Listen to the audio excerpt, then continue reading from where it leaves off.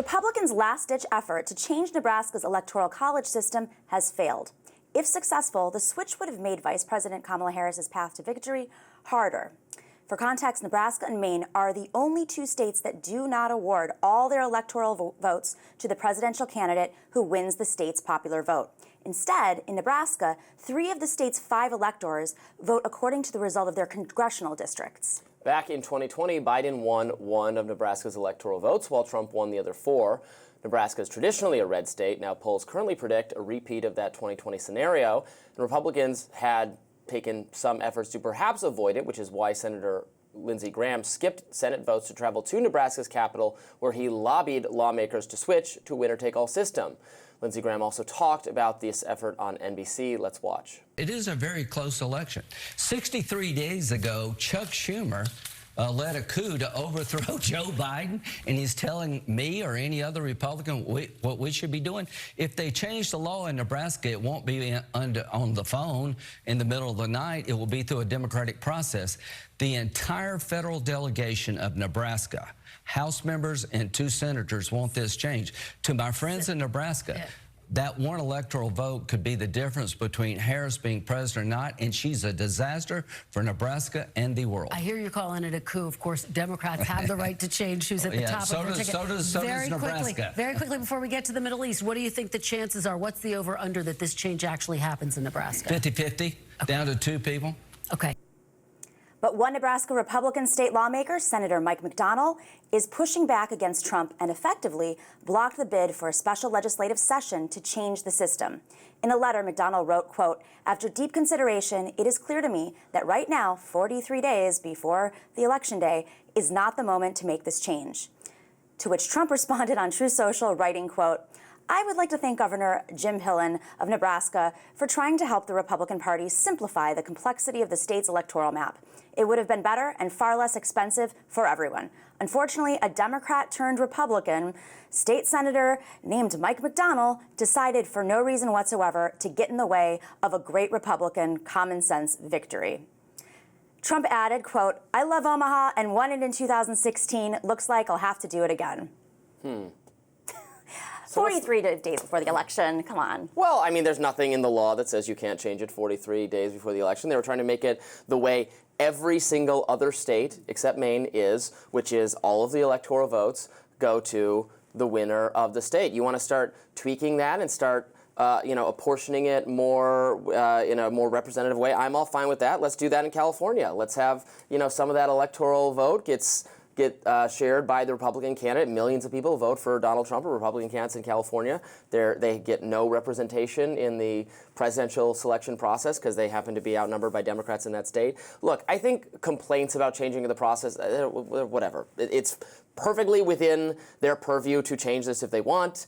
They're not going to do it. It's fine. If Democrats could do this too in Maine, it's who cares? It's too smart by half. They are seeing how close everything is right now, and they're looking for every opportunity, because they're not able to turn electors like they did last time, to do it through legal paths, through loopholes. I'm not saying that law shouldn't be changed or not, or that it is legal or not. I'm just saying 43 days before the election, it's too smart by half. It's not a dirty trick. It's a trick. Right, because the state legislature in the various states, right, under our Constitution, they get to decide how their electoral votes are awarded, and 48 states do it one way, and 2 states do it a slightly different way, 2 small states, and they kind of cancel each other out, and that's fine, and it doesn't matter. True. With that being said, I don't think it's a good look for Trump. I worry about the senator now, because anytime Trump goes after anyone, it puts a target on their back, and this senator is doing his work. He stood up. He went against the Republican Party, even though he is a Republican. He put his career at risk, because when you're in a Republican legislature, you know that rankings, committees, all that stuff matters, and now he put his career at risk for taking a stand for this. And honestly, 43 days before election doesn't look good to voters anyway. Well, the Democratic Party changed its candidate how many days before the election? She was on the same ticket. Oh, come on, how many times do we have to argue this? Well, she's on the same ticket. We voted for her. No, I don't begrudge. And that's, by the way, how conventions have worked pretty much up until the late 70s. Okay, I don't begrudge Democrats it was legally done. Yeah. Changing their candidate to maximize their chances of winning. That's something that gets a big thumbs up from the mainstream media when Democrats do it. Republicans try to maximize their chances of winning by suggesting changing this aspect of the law in Nebraska fully legal, nothing suspect about it, and that's, oh, it's a bad look, it's too close to the election. We had no debates for Kamala Harris. We had no, to pick her as the candidate. Someone could have run no one against signed her. off on her. No, that's not they true. couldn't. The process was total. She was selected No. by Democratic elites. That's not how it works. And the mainstream media I know and that's her what top you guys donors. want to say works. That's what happened. What she did was she picked up the phone and she made phone calls to lawmakers and to DNC members. I know firsthand many people that have gotten phone calls from her because she wanted to make sure she was the first choice. And then there's something that happens. All these other people that were in consideration for running or thinking about running, they realize that the tide is going in one direction and it's too much of a political risk. The only person who stayed around was Marianne Williamson, but she couldn't figure out the pathway or how the process worked. Process is important. Sometimes it's overwhelming. Sometimes you clear the field because she's the sitting vice president. If Democrats had had a real process to begin with, when they wouldn't does that have gotten happen in. with a sitting president? I'm just saying. Well, I'm not saying it was right or wrong. It was an unusual situation to have a sitting president, the oldest sitting president in history. Of course. So that is already a extraordinarily unusual situation. Right. So they would have benefited. Look, I'm not saying they had to do it. They didn't, and here we are. But the Republicans tried to hold a competitive primary process. They had actual debates. People went for it. They had actual elections in the primary and caucus states. Trump just won it. Because a lot of Republicans Democrats don't didn't do want that. Trump. And Trump was not the sitting Democratic president. A lot of Democrats didn't want Joe Biden, and they had no way to express that. Okay, so the last time we had a primary with a sitting president was under Jimmy Carter, and he lost, okay? It was when Ted Kennedy challenged Jimmy Carter. Again, I'm not saying it's right or wrong. I want to have a process. Republicans wanted Trump in a way Democrats didn't want Joe Biden. You know what is unprecedented, though? Storming the Capitol and denying the election's outcome. And this is in conjunction with January 6th, right? In conjunction with storming the Capitol and a coup and denying the election and pressuring people to change the results.